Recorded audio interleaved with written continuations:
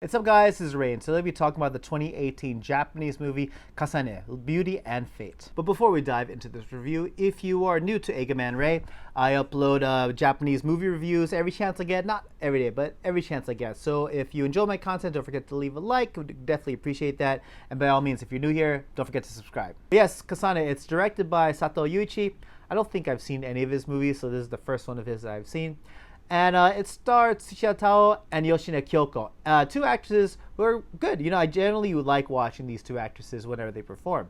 And they actually do an interesting job in this movie, and I'll explain why when it comes to the story. The story, it's about this girl by the name of Kasane, and she's played by Yoshine Kyoko. And she has this horrible scar that goes down her cheek. She got it from an accident when she's young. And she has this magic lipstick that whenever she puts on and she gives a kiss to someone, she's able to swap faces with them for about 12 hours. And so what happens is that she gets introduced to this girl named Nina, who's played by Tsuchiya. And she's a stage actress. She is also not a good stage actress, but as luck would have it, Kasane, she is a child prodigy. Her mother was a very famous stage actress before she passed away. And she almost inherited that same kind of talent. So she is brought to meet Nina by this guy named Habata, who's actually played by Asano Tadanobu. Great actor, definitely. I'm pretty sure all of you guys have seen his movies. But basically, they plan to switch the faces of Kasane and Nina. And so Kasane, she has Nina's face, and she's getting good, she's getting recognized, basically bettering the name and the reputation of Nina, while the real Nina has Kasane's face, and she's just kind of sitting there in the shadows. And so, as one would imagine, tension starts to form up, especially with the kind of success that Kasane is getting on behalf of Nina, and also the things that Nina is missing out on. So that's how the story starts. You know, when it comes to the positives of Kasane, yeah, the performances of the two main actors, I enjoyed a lot. I regret not watching this movie in the theaters. I actually rented the DVD of this not too long ago, and I was quite surprised. The trailers looked interesting, but there was just so many other movies coming out at the time of this release that I opted not to see it. But upon watching it, man, I kind of regret not watching it in the movie theaters. This actually features very good performances by the two lead actresses. Because you know how I said that the two characters switch faces when they kiss after Kasane puts on the lipstick?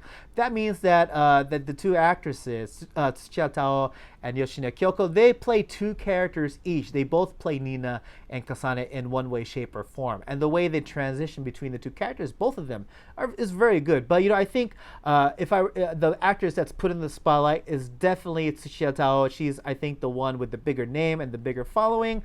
And I think overall the more screen time compared to Yoshine. And you really feel that there is a stark difference in acting talent between Kasane and Nina. And of course, it's because of the talents of the two actresses playing the two characters that you get to feel that, whenever it's Nina performing, it does feel like a bad actress or someone who's trying so hard that they're just falling flat. And you get brought along with this journey of you get this girl, Kasane, who is basically shunned on for most of her life, especially because of that scar. She has this really just ugly scar that anyone who looks at it just gets kind of disgusted, and she kind of is a shut-in a way. She doesn't open up, she's kind of closed off. But then as she starts to play Nina in public, with Nina's face and all, she starts to gain more confidence. And you have the real Nina, who actually, when you first meet her, she's kind of snobby.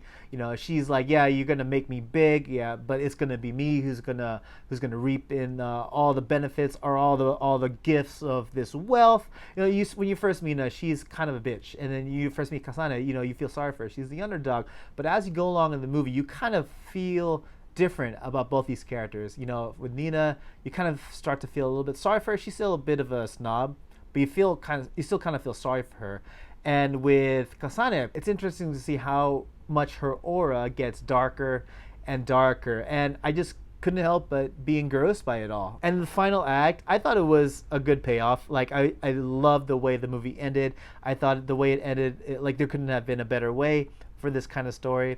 And the final confrontation that led to the ending, I thought was exciting. And in the scenes that featured the stage play performances, they were very well done. It did feel like I was watching an actual stage play because, especially with the way Tsuchiya performed whenever she was on stage, you could tell the difference between what a normal film actor would portray these kinds of scenes, these kinds of characters, and the way she portrayed a stage actor. Like, you could tell the talent behind Tsuchiya and just the way she carries herself. But when it comes to the negatives of Kasane, first of all, this is based off of manga.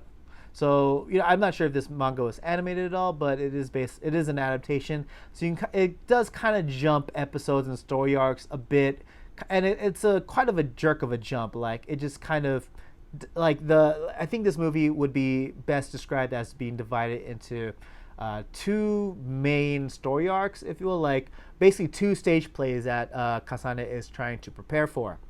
And I felt like the way they ended the first major arc, it felt very sudden. It felt very abrupt. Like, there were a lot of relationships being built up in this first arc that were just kind of dropped off and just cut off screen, if you will, and it felt very incomplete and just not very fulfilling. And something happens with Nina that, I don't know, I feel like whenever they do this in any kind of story, whether it be in manga or even a live action, just in an overall story, that whenever they do that, it just feels like an easy way out as far as forcing an obstacle there to force any kind of drama that the story would need. Basically what happens is Nina has this condition where she just suddenly falls asleep and maybe doesn't wake up until sometime later. It could be hours, it could be days, but I feel like the way they was brought into the story, it was just very abrupt and was just basically a plot device to get the story moving from the first major arc to the second major arc, and also of course be a major source of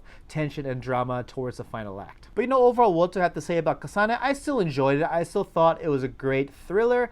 I don't know if the original manga was a story that was aimed for girls, like a shoujo manga, or if it was, I don't even know what that kind of audience was aimed for, but I do generally enjoy this adaptation, and I could tell where the cuts from the original source material happened. Like, you felt like there could have been some more development in some places, and there probably were in the source material, but because this is a 2-hour movie, yeah, you got to make some cuts. It's unfortunate, but it's got to happen. But despite all those cuts, I generally find myself enjoying this movie.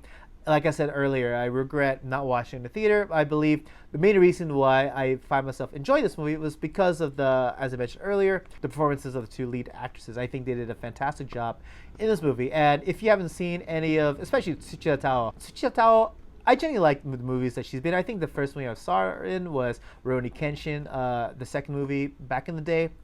And ever since then, I think other than the shoujo manga adaptations or the girls movies she's been appearing in, I think she really is a talented actress, and this movie definitely shows it. So I'd say, yeah, check it out if you want to watch kind of a very manga feeling type of thriller. I don't know if that's a good enough description, but for me, that's how it felt like. When I say that, it's like, you kind of have a concept that would definitely be kind of weird if it were brought on screen straight away as a live action form. I feel like these kinds of ideas could only come from anime or manga, and it's not a bad thing at all, but definitely check this movie out if you want a thriller with that kind of feeling. But anyways, yes, those are my thoughts on Kasane, Beauty and Fate. What did you guys think, or what kind of questions did you guys have? Let me know in the comment section below. And if you enjoyed this video, please leave a like, and if you're new to my channel, I would definitely appreciate it if you subscribe. And of course, if you want to, feel free to follow me on all the social media channels. You can find links to them all in the description area below. So yes, that's it for me, guys, and as always, everyone, thank you so much for watching, and hope to catch y'all again in the next video. Take it easy.